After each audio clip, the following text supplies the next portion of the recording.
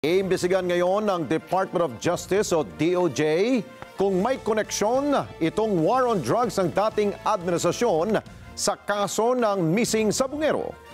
Mag-uusap naman ng Department of Justice ngayong linggo at ang whistleblower na si Patidongan para mas mapalalim pa ang pagbubusisi sa kaso.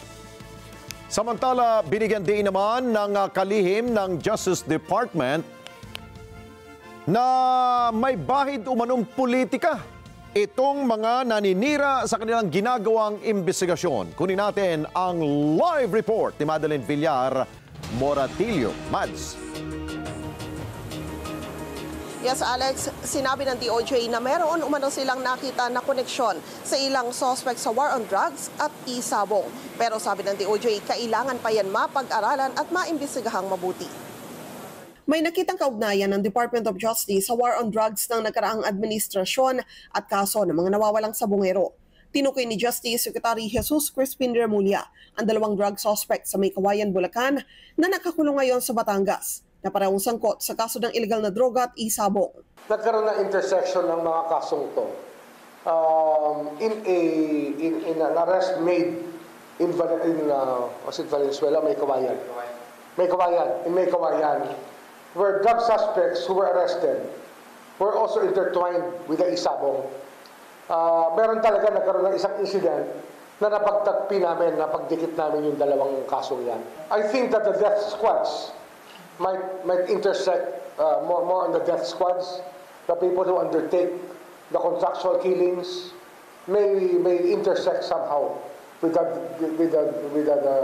drug war and with the Gate ng kalihim kailangan pang magsagawa ng mas malalimang investigasyon patungkol rito. We don't know there can be more. Kasi sa drug war, ang dami rin nawalang tao Hindi natin, mukhang nakasalayan na magtapon talaga ron. It has already become a place to dispose of human remains. Sinabi rin ni Remulla na ngayong linggong ito, mag-uusap sila ni Julie Patidongan alias Totoy. Sa mga naiinip naman sa pag-usad ng kaso, tinek ng kalihim na gumagalaw ang lahat ng concerned agencies.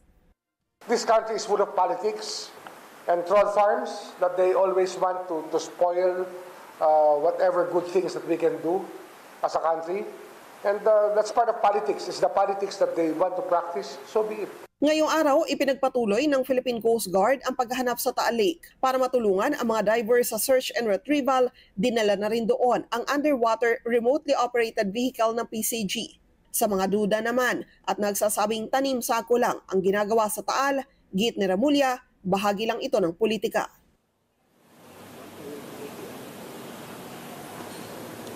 Sa impormasyon naman ng PCG, bagamat ngayong araw ay dumating na doon sa Batangas yung kanilang underwater remotely operated vehicle, ito ay posibleng bukas na magamit para makatulong ng mga diver sa pagsisid sa lawa ng Taal. Balik sa inyo dyan, Alex. Okay, Mads, yung usapin na meron umanong koneksyon ang war on drugs dito sa isabong o sa missing sabungeros, same witness ba ang nagsasalita tungkol dyan?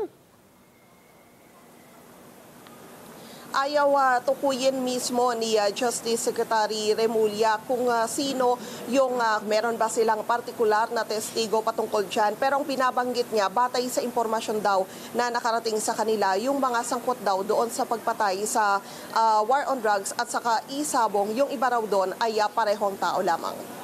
Oo, dahil kung hindi ako nagkakamali, kung pinag-uusapan ang dating administrasyon, tila parang ang dating administrasyon ang nagpatigil sa isabong. Kung tama ba ako, Mads? Yes, oo, tama ka dyan, Alex. So, panahon yon ng nakarang administrasyon. Oo, so ano ang relasyon? Doon ko nagtataka, anong relasyon ng isabong doon sa illegal drugs, sa war on drugs? O actually, sinusubukan din sana namin na mas mapalawak pa yung usapin patungkol doon. Kaya lang medyo hindi na rin nagbigay ng iba pang impormasyon patungkol doon si Secretary Remulla kanina. Okay, sige. Maraming salamat sa iyo, Madeline Villar Moratillo. Mata natin, dyan po sa Department of Justice.